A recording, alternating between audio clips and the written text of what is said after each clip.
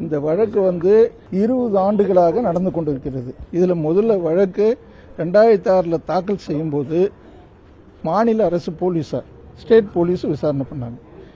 அதில் திருப்தி இல்லை என்று முன்னாள் அமைச்சர் மரியாதைக்குரிய சண்முகம் அவர்கள் உயர்நீதிமன்றத்தை அணுகி சிபிசிஐடிக்கு மாற்றணும்னு கேட்டார். ஹைகோர்ட் ஜட்ஜி அவர்கள் அது சிபிஐக்கு மாற்றி உத்தரவிட்டார். சிபிஐ விசாரணை 2014 எடுத்து விசாரணை பண்ணி குற்றப்பத்திரிகை தாக்கல் பண்ணாங்க. விசாரணை கடந்த 14 மாதங்களாக நடந்தது.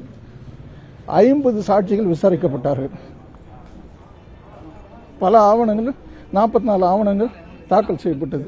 எல்லாத்தையும் பரிசீலனை செய்து எதுவும் நிரூபிக்கப்படவில்லை.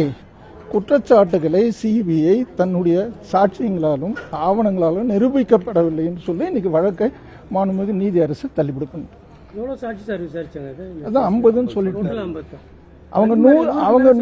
அவங்க 100 சைட் பண்ணியிருந்தாங்க. விசாரித்து கோர்ட்ல 50.